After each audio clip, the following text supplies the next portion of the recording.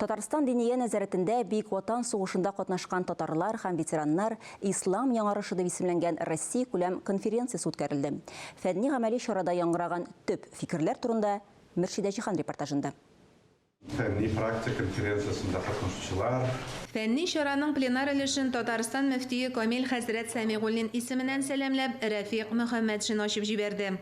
Сенің үткәнең, сенің ата-бабаларың ул тарихта нинди роль уйнаган, Бөек Ватан сугышында алар ничек катнашканнар, менә бу фактлар да бик мөһим. Менә бу конференцияны бик ачык күрсәтә, шуннан да менә конференцияда чыгыш ясаучылар, инде танылган галимнәр, алар яңа фактларда күрсәттеләр. Тамчыдан күл җыела дигән гыйбарәне истә тотып, әлеге конференциягә әзерлек берничә юнәлештә алып барылган.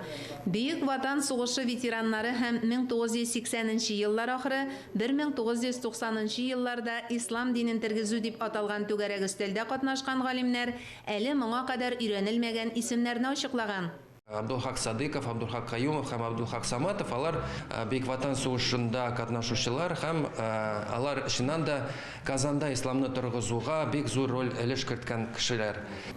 Гыйльми чара Татарстан Фәннәр Академиясенең ислам белеме тикшеренүләре үзәге, Татарстан мөфтияте һәм Мөхәммәдия мәдрәсәсе белән бергәлектә оештырылды. Конференция кунакларына Татарстан Республикасы Фәннәр Академиясе президенты Рифкат Миңнехановның котлавын Ринат Патиев җиткерде. Күп санлы галимнәр коллективы исеменнән һәм шәхсән кайнар сәламлыйм. Сугыштан соңгы чорда дини гореф-гадәтләрне, рухи традицияләрне саклау һәм тергезүгә багышланган фәнни хезмәтләр күп дип әйтеп булмый.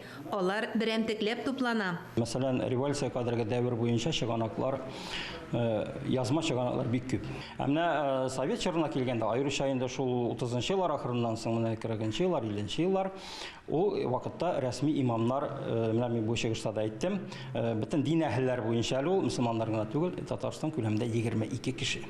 Диния нәзәрәтендә узган секциядә шулай ук бик четерекле мәсьәләләр кузгатылды.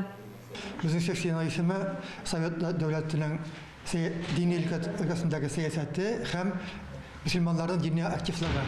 Ягъни без инде хронологиядан караганда 1945 елдан алып 1970 елларның азагына кадәр шурны үз эченә ала һәм бу халык өчен иң авыр кыен вакытлар, чөнки Сталин вакыты, Хрущев вакыты һәм беренчедән башлап кына бер кадини иркенлек бирелә дип әйтергә була. Җиңү көнен якынайтуда үз өлешләрен керткән, дин эзәрлекләнгән вакытта рухи мирасыбыз сагында торган, тора-бара мәчетләрне һәм мәхәлләләрне торгызуда катнашкан дин кардәшләребез арабыздан кими бара. Аларның исемнәрен барлауда әлеге фәнни-гамәли конференция беренче адым.